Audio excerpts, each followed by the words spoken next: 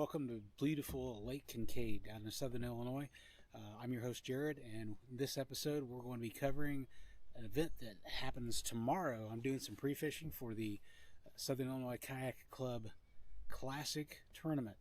So the top 20 people and 20 finishers from last year's tournament trail will be battling out here at Lake Kincaid. So hang on for the interviews with the winners. And welcome to the Kayak Bass Connection podcast. I told you we'd be back. Today is the kickoff of the 2024 tournament recap season. So this is going to be an unusual tournament. This was an invitation-only tournament that we're going to cover today from the Southern Illinois Kayak Club. By the way, we are now the official podcast of the Southern Illinois Kayak Club Tournament Trail. So we're going to be covering all of their events and some other events throughout this year. So what I have with me today is my co-host, Caden Cox from Carthage, Illinois. Welcome back, Caden.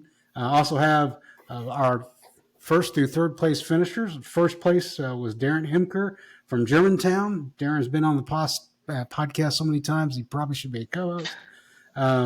Number two was Dalton Williams at Assessor. Dalton gets the prize for the coolest background of anybody in the podcast tonight. Number three was Dustin Siegel from Cape Girardeau, Missouri. You had that non-resident fishing license by Saturday, didn't you? Yeah, I got it. Dustin. All right. Well, thank you for joining us. This was an interesting event. I was there. I was fortunate enough to qualify to fish this event. I had a rather difficult day. Did not finish nearly like the rest of the folks here that fished did. So I'm really, really anxious to find out what you guys put together that me and several other anglers just couldn't get done. So just kind of look at some stats. So I went over the results a while ago on Tourney X, and it was pretty impressive. The one thing that jumped out on me, Darren, is that not only did you win this year with 90.5 inches, but your name was also pointed right there on Tourney X as the winner of the same event last year. With a different body of water, by the way. So that shows a little bit of what's going on. And then your 21-inch big old fish. Let's see if I can bring that up. I've got a picture of it here. See if I can do a little screen share. There she goes. 21 inches. Talk about fat. There was not too many fish. There was a 20-incher, I think, that was caught maybe, but there's not too many fish that even came close to that. So fantastic job. Looks like I see some rage craws in there. Yeah, I was zooming in, and before I zoomed in, I kind of already figured that there might be something that starts with the chatter and ends with a bait somewhere in that boat. So anytime you guys are trying to figure out what bait I try to catch fish on, don't look at the bottom of my boat. It's the worst place to look, because anything I don't use, I cut off and throw on the bottom of my boat. I don't put it away like you're supposed to. I'll have 30 or 40 baits in every picture, and people look at it and they're like, oh, he's probably catching them on this or that. And you're completely wrong most of the time. I'm smart enough. I throw whatever I'm actually catching fish on. I throw the trailer behind me in the back of the boat instead of in front of me. Yeah. So you're very rarely going to be able to see what I'm catching them on. But that fish was caught on a chatterbait in about 4 feet of water. Oh, wow. In 4 feet. Now, I remember the temperatures I was seeing were anywhere between 55 to 59 degrees later in the day. Were you in warmer water than that? Colder, actually. I went pretty far south on the lake, and where I started, it was about 54 degrees. And I think the warmest I saw was about 56 before I started getting back up to the Paul Ice Boat ramp up there. Then it really warmed up. But out there, it was 54, 56 most of the day. And I talked to some boat guys, and they said that the water cooled off quite a bit with that last cold front. And I saw probably 3 to 5 fish on beds too that I couldn't get to eat, but they were very large fish on beds, 5 to 7 pound fish on beds already. So I was very, very surprised to see that. Nice. Yeah. And I think that's something that Dustin mentioned, and we'll kind of go through the stats here and talk about those bedding fish. Dalton, you ended up with 83 inches, which was extremely consistent size, I noticed. Yeah. I got were you pretty much fishing the same place for all those, or did you have to move around to get those 5? I kind of stayed in the same place. I kept going back and Mm-hmm. forth. Did the exact same circle on the lake Okay. for hours. Had those spots paid off for you in the past? Is that why you chose that route, or why did you choose it?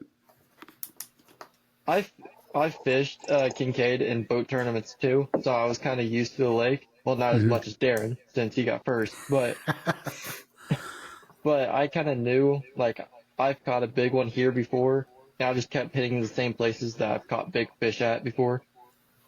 And I mean, it kind of paid off, but Yeah, well, you definitely were consistent with good sized fish.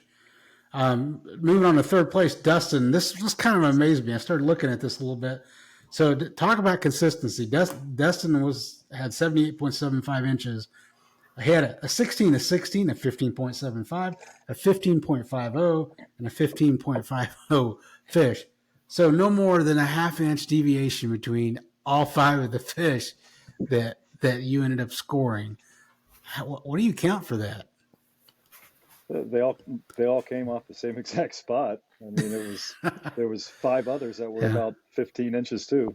So I caught 10 off the same exact point by probably about 8:30, 9 a.m. And then I kind of thought I should probably go try to find bigger ones, and that didn't really pay off much. But yeah, I remember you mentioned at the ramp that you saw what Darren was putting up, and you knew that. Yeah.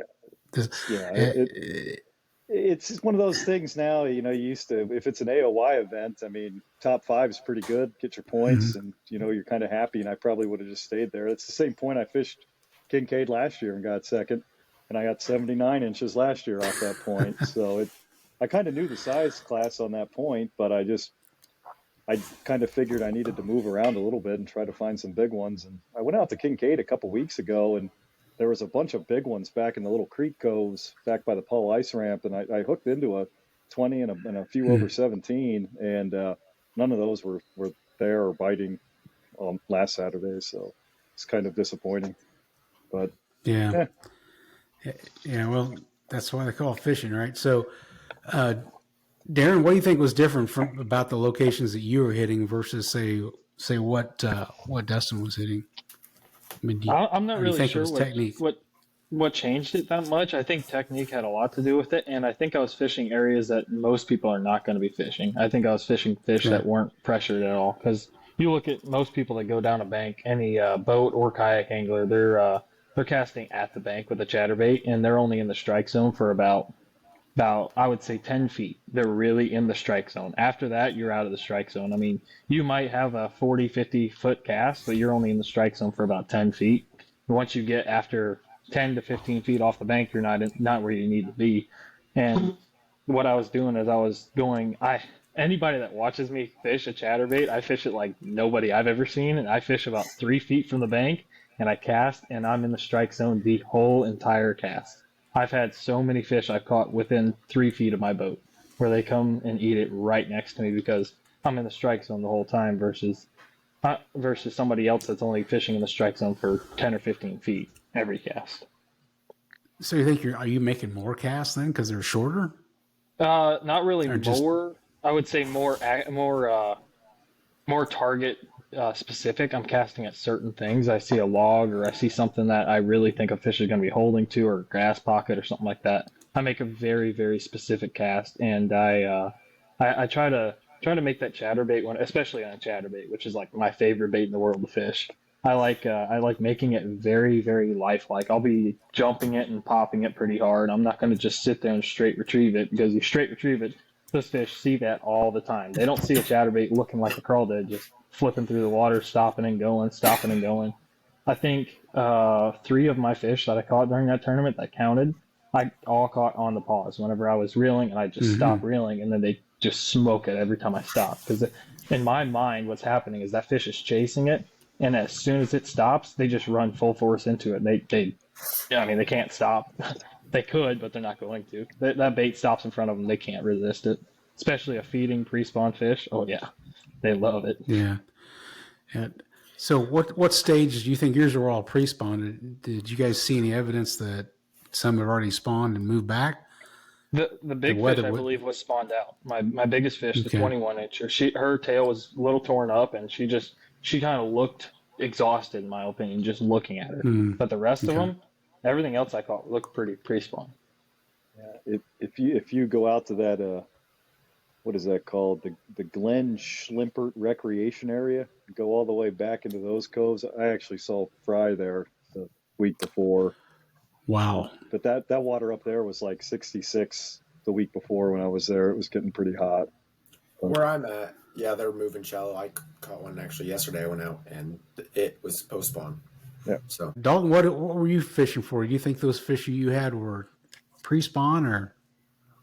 I caught my biggest one when she was definitely pre-spawn, but I would say, yeah, all of them were pre-spawns. What? That just goes to show you Mother Nature's got a plan, man. Not every bass hits the bank at the same time. Yeah, I think I've seen one that was on a bed, and I threw everything at it, would not hit. Okay. Kind of lost you there for a second.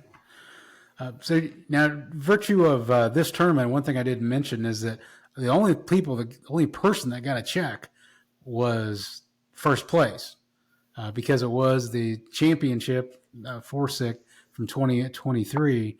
The only person that got a check was Darren, and the guy that happened to get big bass. Well, guess whose name is on that one too? Same guy. So I forgot to mention that. So it's nice that we were able to at least have second and third on here, give you a little recognition, because that's all you're going to get. Hope you feel good about that. So we're starting a new tournament season very quickly. We'll be at first tournament here in less than 2 weeks at Newton. So looking back from last year to this year, I'm just going to throw these questions out, and anybody who wants to pick this up can. What have you changed or intend to change from the way that you approached the season last year to this year? For me, what I've noticed last year was I was starting to fish a lot faster since I had a pedal kayak. I think Dustin and Kessler, they both told me, like, hey, you're fishing too fast. I'm like, yeah, I kind of found that out. So I kind of slowed everything this year and hope that I can just continue to slow down everything. Okay. Yeah, and you did very well with just a paddle in your hand, in your first year, right? So what kind of kayak did you end up getting with pedal drive? A Vibe Shearwater 125. Nice. Okay. Great. So you're just going to concentrate on being methodical and slower. Yes. Yeah. What about the rest of you guys? Any changes from what you're going to do this year that you think from last year? I think I'm just going to try to get to the tournaments. I didn't get to hardly any last year. That's a change. Yeah, I know. I'm sending back rejects for wedding invitations this summer. I'm not going to any. Beyond that, I need to move more. I mean, I've been pretty successful sitting in the same place pretty much for tournaments for the last few years, finding a good number of decent sized bass. But the problem is when you find those good numbers, they're usually all in the same size class, and I always end up with like low 80s, mid 80s, and all of them are about the same size, just like at Kincaid. And that used to be sufficient, but I feel like now everybody gets like mid 90s to win these things. So I don't see winning with any of those numbers anymore, but I don't know. So I feel like I'm just going to listen to what Darren says and try to replicate that. I think we need to put a tracker on his boat. Yeah. It's kind of worrisome though, because I've always said when you're doing competitive activities, you kind of get good to a plateau. And I feel like I've been plateaued for like 3 years, and sometimes you got to get a little worse before you get better, trying new things. And I have a feeling I'm gonna take a little bit of a nosedive trying to figure out how to catch some big fish to get into those 90s. But it'll be fun. So hey, sometimes you got to break stuff before it gets better. So I'm with you there, Darren. I'm not going to ask you if you changed anything to get any more efficient or catch bigger bass, we might as well. Someone suggested this. I think Darren, you suggested maybe we should just get. Dustin suggested we should just get Darren's PayPal account and just send him money instead of registering for tournaments. I'll put your name on the side of my kayak. Sponsorship. Just go fishing with Darren and give him some money. All right. So what about right now? If you had to examine the way that you approach the tournament season or any tournament, even fishing and just in general, what do you think your weak point is? What's the weakest point you think in your game when you get out on the water that you're constantly battling and just need to address? I feel like I don't have that many weak points. I feel like my biggest weak point is anything with a treble hook. I'm not very good with. I don't do great with like crankbaits and stuff. I mean, I can definitely catch fish with them, but around here, most of our tournaments, you don't need crankbaits. You don't need anything like that. I mean, I fish my popper and I fish. A jig, chatterbait, and a worm. That's really all you need in our Southern Illinois tournaments. You don't very, very rarely are you going to go out and catch them on like something crazy, some kind of topwater bait that nobody's heard of or something like that. Mm-hmm. It's not that rare or that common for something like that to happen. It's a very, very rare circumstance. So I feel like being a little lackluster at crankbait fishing, I feel like I'm not at that much of a disadvantage. Good points there. Yeah, I was thinking about the other day as I was going through my tackle box and I had this 3,700 box full of crankbaits that I never hardly ever throw. I'm like, when is the last time that one of our events have been won by anything other than a chatterbait, a Cinco, and what would be a third one? Jig. A jig. So those three. Popper. Throw the popper in there. Popper. So that just makes you think a little bit about all the gear that we carry around with us and what we don't throw. So, okay. I'm the king of the soft plastic game. I'm the king of carrying around all the soft plastics you could ever dream of. And when you were in a previous episode, Darren, you talked a lot about trailers. You talked about what soft plastic you use a lot. So I'd refer people back to that episode. I'll post that at the end of this one. That really gives a good idea of what you've been successful with there. I switched up my trailer on the last tournament, the one I just won. I switched it up. Normally I'm throwing a paddle tail or a straight tail, and for that tournament I wanted my chatterbait to stay up higher in the water column, so I threw a speed crawl in there because it's got a flat body, and the tails on a speed crawl, so on a paddle tail, in my mind, that's putting a lot of kick off. It's putting really hard thumping vibration out. And I know it's a chatterbait, so it's going to thump, but it thumps different with a paddle tail on it versus with your speed crawl. Your speed crawl, more in my opinion, just has more action so they can see it, and it doesn't have as much vibration. So I wanted a visual profile that stayed up high in the water column, and that the speed crawl worked exactly the way I wanted. And I fished with the speed crawl all day and caught 15 to 20 fish using it. Which, nice. If I had something else on there, I might have still caught fish, but it seemed to work in my opinion. Yeah. And the water that I saw was fairly clear. I mean, that Kincaid, most of it was pretty clear. We didn't have a lot of mud in the water like we've had in past tournaments there. So did you stick with natural colors or did you go with something very bright, natural? I wanted my painted blade on there so that didn't flash too much because it was very clear water, especially later in the day when the sun was really up and I was in some of the coves where there wasn't wind. And I noticed that I wasn't getting bit as much because it was a calm cove with no wind. Wasn't getting bit as much. And as soon as I'd go out to your points where there's the wind blowing and the fish, I'm sure they can see it just as good, but I feel like their vision's distorted a little bit. And then I'd get bit. Dalton was right next to me where I caught a 15.5 and an 8 or a 17 3/4 right next to the ramp. 100 yards from the ramp. So the water clarity, the wind, everything plays into these things. You gotta try to take all that into consideration, whether you're choosing your trailer, your blade, your color, everything like that.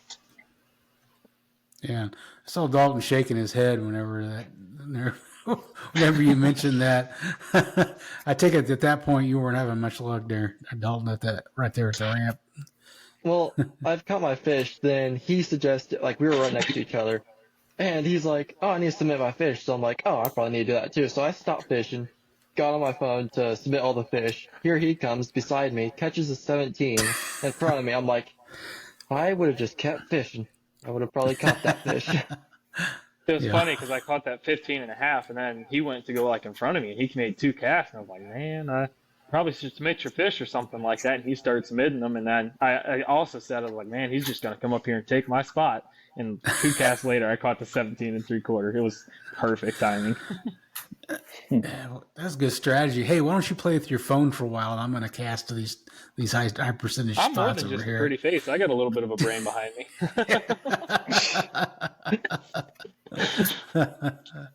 All right. So, hey, let's move on to another question I have for you guys. So, what if you look forward to this schedule? What lake are you not looking forward to fishing on for the 2024 tournament schedule for Southern Illinois Kayak Club? What lake are you not looking forward to?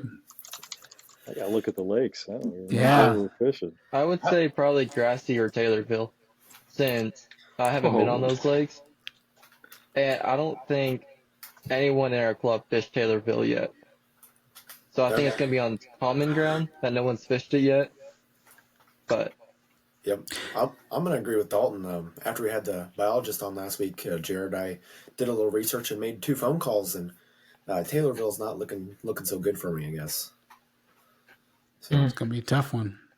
Yeah, if you guys haven't seen the last episode we just released, you're going to want to watch it or listen to it anyway. Taylorville suck? I mean, what's the deal?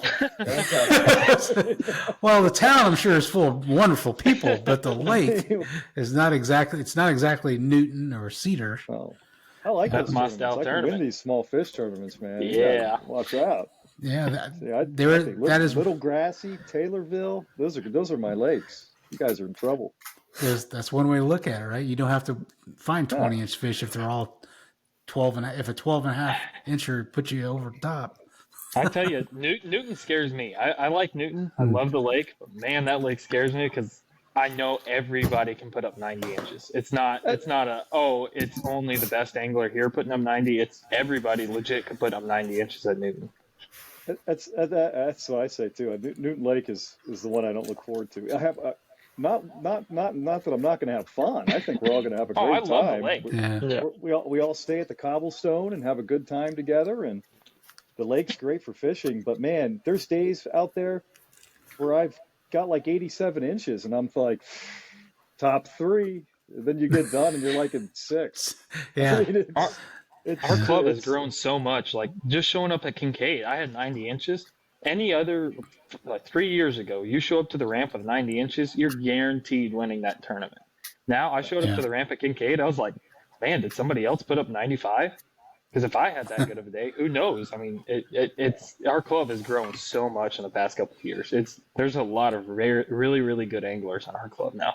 Yeah. I kind of prefer those tougher lakes where, you know, I think guys that have been around longer that have fished more of the lakes have maybe an advantage. But when you get on lakes like Newton and Sancris, man, it's anybody's game.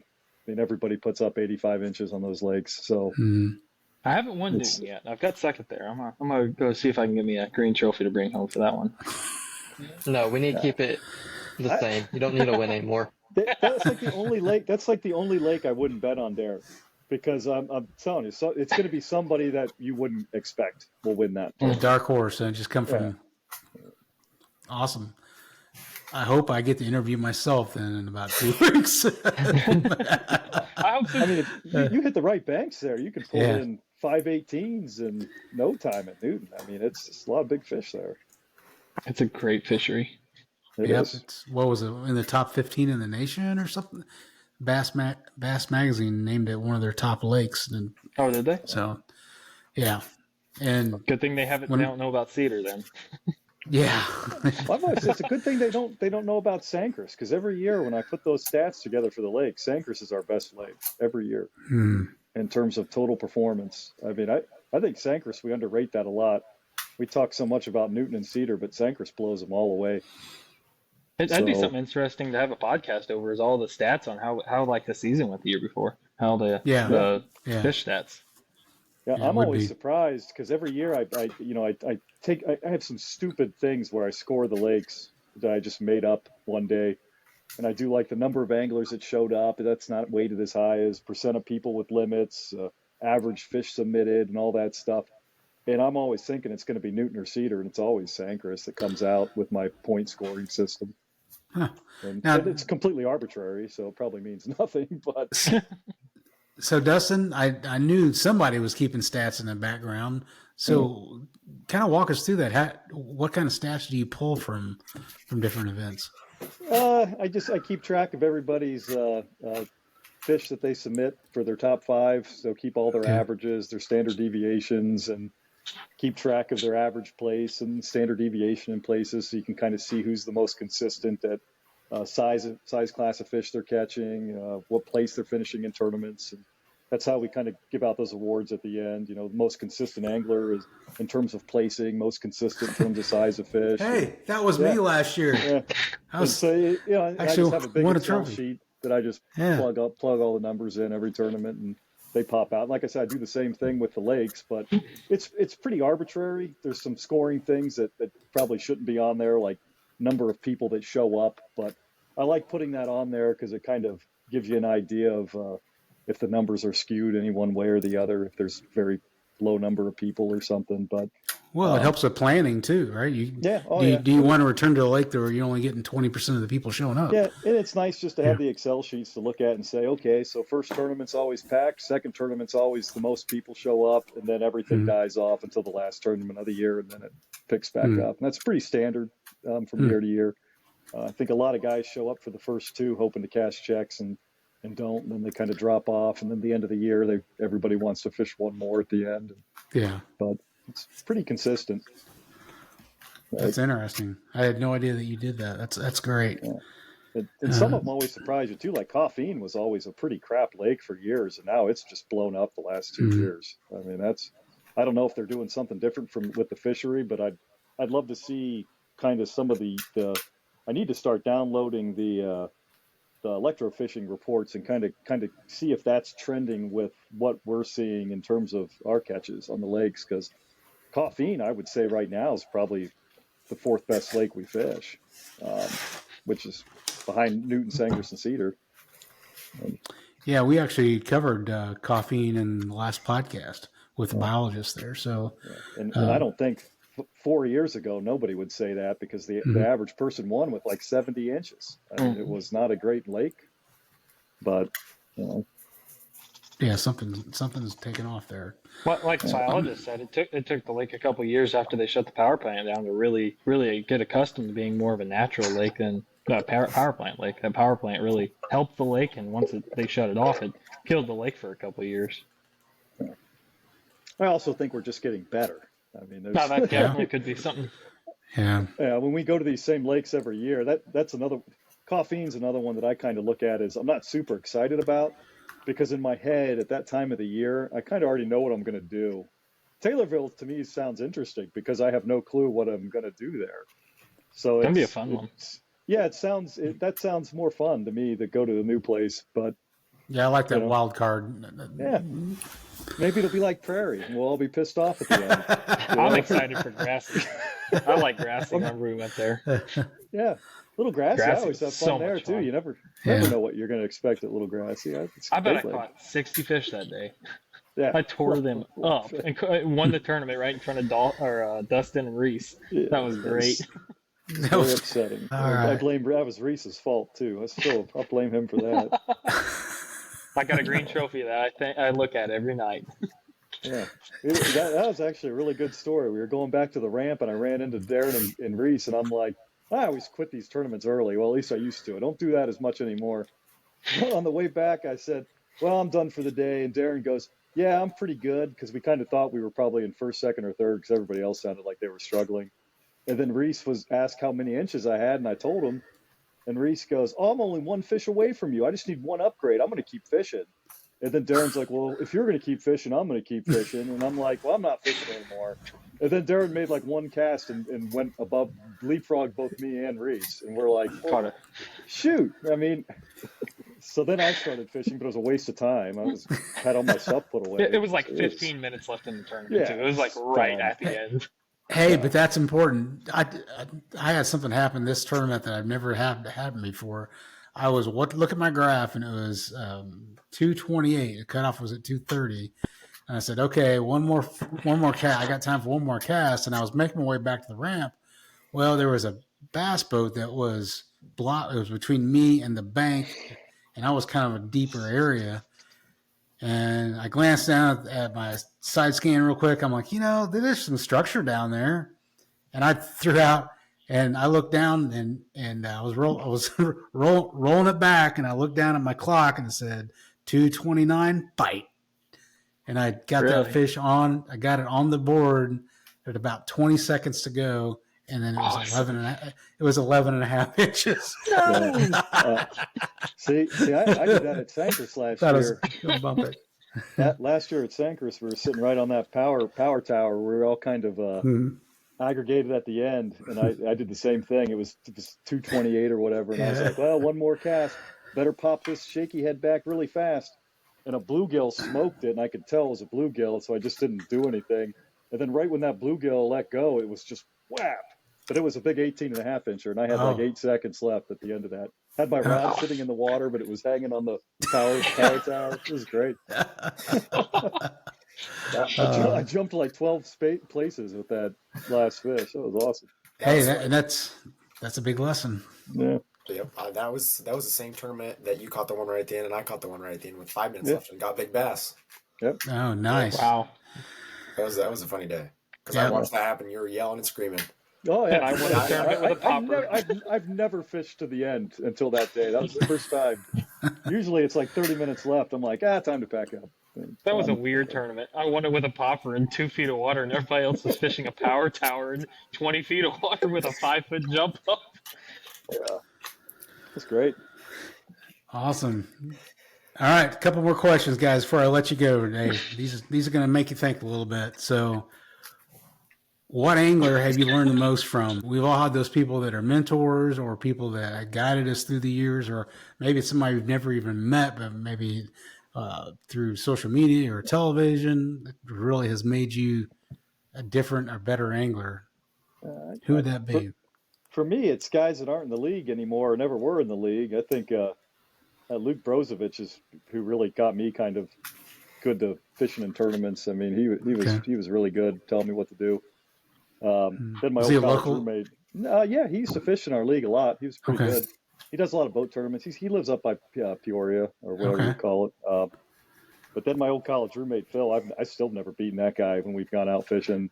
He's really good, but he doesn't fish largemouth anymore, so it was whatever. But currently in our league, I mean, I hate to say it, I think I've learned that I'm not as good at what I thought I was good at because of Kessler, because I kind of showed Kessler how to fish stuff like deep offshore structure. And now when we do it together, he gets bigger fish than I do. So obviously there was something still to learn there when I thought I kind of had that optimized, but it's kind of annoying. But and then I don't learn anything from Darren, which really ticks me off because I go out and try to do what he does.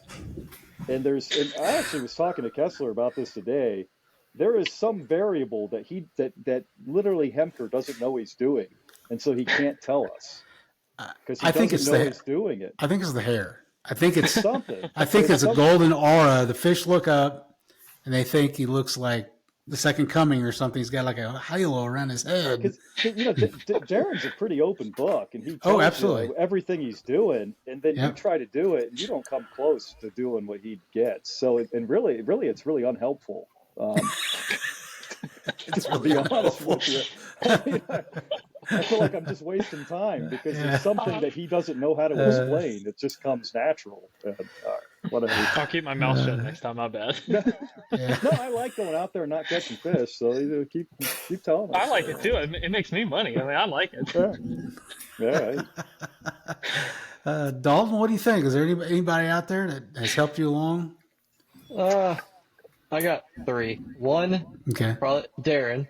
He actually turned me on to chatterbait. I hated throwing chatterbait until beginning of last year. I'm like, you know what? I'll just start throwing chatterbait. He helped me on that. Then Dustin and Kessler, he helped me on the jigs. Okay. I hated throwing jigs, and I've always been used to the shaky head or a Cinco, but they kind of turned me on to the jigs now. Nice. All right, Caden, how about you? Well, being that it was my first year last year, I think I learned a lot off myself and not doing very good. So failure teaches you a lot. Yeah. Yeah, it sure does. If you want to win, you can't be scared to lose. So you definitely have to watch yourself. And I think I learned a lot from YouTube. Just kind of watching everybody's videos. I mean, you can't pick one. You got to watch everybody's, and then just listen to what people have to say when you get back to the ramp. Which I only fished 3 tournaments last year out of, I don't even remember how many there is, 7, something like that. And so I think listening to what people do, watching YouTube videos, I think that makes me better. And I think just going out and fishing for fun, trying new stuff, and not just always fishing a wacky rig or flipping a Texas rig, doing something different every time I go out for fun makes it better for when I'm going to fish a tournament this year. I think it's going to be a better year than last year, being that last year was my first time. Okay, outstanding.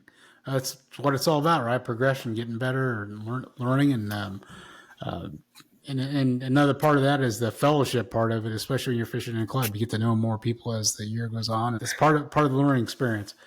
All right. So before we close up for tonight, I know a lot of you guys have been very successful anglers and have sponsorships. And does anybody want to mention their sponsors? I know Dalton, I think you had a couple you wanted to bring up. Yeah. I'd like to shout out to Hoods, Guns and More, Big Stacks Bait, Lunker Lure and Hog Collar, and AJC Bait and Tackle. AJC Bait and Tackle. Now, where are they at? Yeah. They are in Flora. Okay. They're right next to Newton. All right. Nice. So what kind of, is it just a general tackle store, or do they have specific? They sell missile baits, some rods. Okay. They just got crappie in, like crappie jigs and crickets and all that. But he's taking me out Friday to fish swim baits at East Fork. Fantastic. Because I've never thrown swim baits in my life. So. Oh, that's going to be an expensive endeavor. Yeah. I gotta try new things. Yeah. I got about $2,000 in swim baits upstairs, and it hurts me to look at because I don't throw them hardly ever. Hey, you can donate them to me. Ooh. We're already getting you money in every tournament. So you took my lunch money last week. He had to go out and catch some crappies so he'd have something to eat for lunch. All right. Well, guys, I want to thank all of you for sticking it out and getting with me tonight. We originally were going to try to actually do these interviews on the water, but the water was falling from the sky pretty much throughout the entire state of Illinois this evening, so we all decided to go inside and do the interviews. I think also one thing I want to just shout out the folks that are running our tournament trail this year, Josh, especially doing all the work that he does. And then he actually finished, I think, 5th in this tournament. So Joshua, we appreciate all the work that you and Lee and everybody puts into the tournament trail, and look forward to enjoy it the rest of the year. So with all that, everybody have a great night. Those of you who are watching out in YouTube land, make sure that you subscribe to the podcast so you figure out one of those next episodes. We've got some already good ones in the tank that we'll be rolling out here in the next couple of weeks. Next up, Newton. And as everybody talked about, this could be a gunfight. You never know. This is going to be a big bag here. So, all right, everybody have a good night.